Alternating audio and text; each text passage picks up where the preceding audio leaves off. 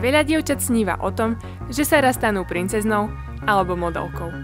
Nie každé má však k peknej tvári v génoch aj 60 cm pás.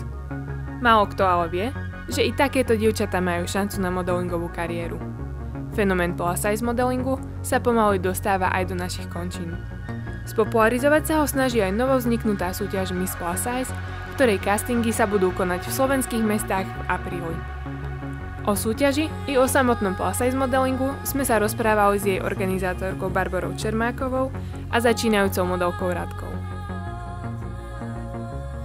Ahojte, rada by som privítala medzi nami Radku a Barboru, s ktorými sa budeme rozprávať o plus size modelingu. V čom je rozdiel, keď sa dievča chce dostať do plus size modelingu oproti klasickému modelingu?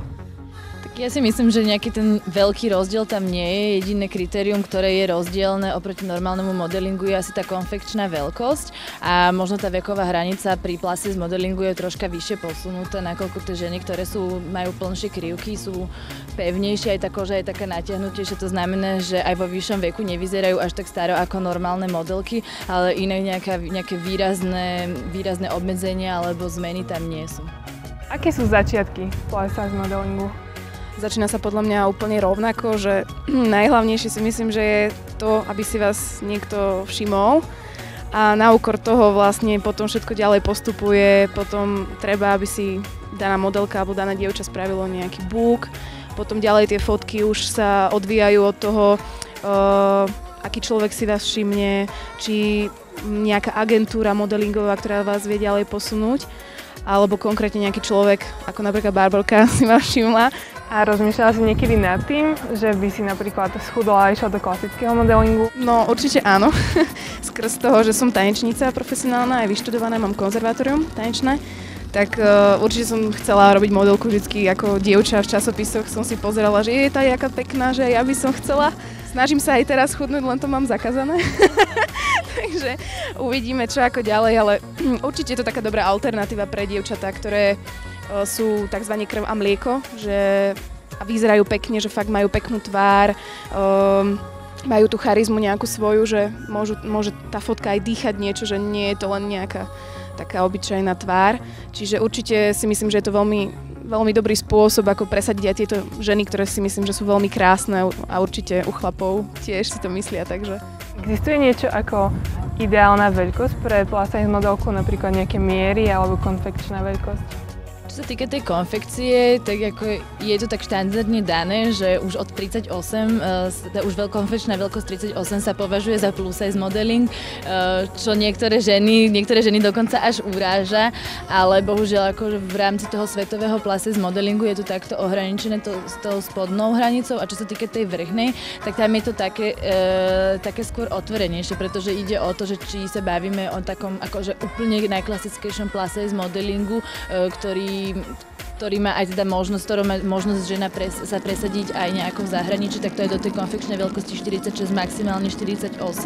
ale existujú vo svete napríklad v Anglicku aj súťaže, kde majú možnosť sa ukázať a presadiť aj ženy, ktoré majú konfekčnú veľkosť 55, takže ono to záleží od toho možno, že pre aký brand idete, alebo pre koho idete predvádzať, alebo do akej súťaže sa prihlásite, ale ako ten štandard je od tých 38 do 46. Ja si myslím, že je ťažšie preraziť ako klasická modelka, nakoľko tá konkurencia je tam oveľa vyššia, lebo ten plus size modeling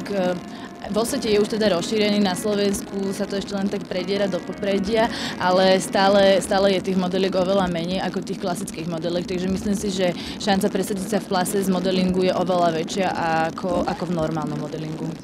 Stane sa raz to, že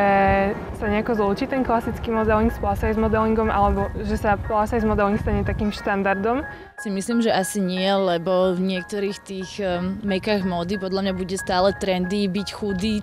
twiggy štýl, hej, tento twiggy štýl, pretože tam vlastne ide o to, aby sa predvedli tie modely a nie o to, aby tá modelka zaujala, pretože pokiaľ je modelka krásna a má perfektnú postavu, aj keď nie je možno v ideálnych mierach, ale proste je zaujímavá, tak potom tie modely až tak nevyniknú, takže myslím si, že nejaké zlúčenie medzi normálnym a plus size modelingom nehrozí, aj keď teda podľa mňa, a čo sa týka toho BMI indexu, tak ja si myslím, že to je len tak na oko dané, lebo keď sa pozriete aj v súčasnosti na tie svetové mola, na tie svetové modné prehliadky, tak častokrát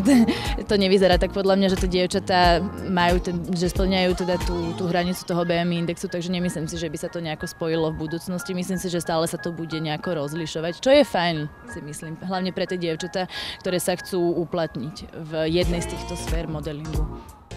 A čo sa týka súťaže, ktorú organizujete, tak aké dievčatá majú šancu, alebo ktoré dievčatá by sa mohli prihlásiť, ak sa obmedzenia napríklad? Čo sa týka, začneme asi tou konfekciou, čo sa týka tej konfekcie, tak ako som spomínala, keďže plus size modeling, konfekcia pre ten plus size modeling je od tých 38 do 46, tak takisto je to obmedzené aj v tejto našej súťaži. Čo sa týka výšky, tak musí tam byť minimálna výška 165 cm a ďalšie obmedzenie, ktoré je tam, tak je to vekové obmedzenie a môžu sa tam prihlásiť ženy vo veku od 18 do 33 rokov, čo si myslím, že tá škála je pomerne dosť vysoká a naozaj tuto môžeme vidieť to, že tá veková hranica je troška vyššie posunutá ako pri napríklad tých klasických mískach, súťažiach krásy alebo pri klasickom modelingu, ale nejaké ďalšie obmedzenia tam nie sú. To znamená, že tá uchádzačka o ten postup do toho finále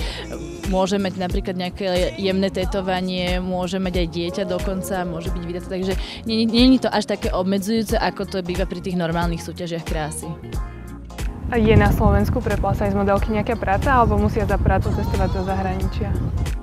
V súčasnosti napríklad my spolupracujeme aj s jedným nakladateľstvom, ktoré organizuje Bratislavské modné dni a spolupracujeme s nimi na tej báze vlastne, že jedna modná návrhárka urobila špeciálnu XL kolekciu, na ktorú hľadá modelky, ktoré ju odprezentujú, takže ja si myslím, že určite nejako tak postupne sa to nejako dostáva do popredia a aj tie pracovné príležitosti, čo sa týka toho plus size modelingu, sa nejak tak postupne otvárajú. Aj keď hovorím tým, že je to taký nový fenomén na Slovensku, tak ide to troška pomalšie a troška ťažšie, ale určite verím tomu, že postupne sa tých príležitostí bude naskytať oveľa viac.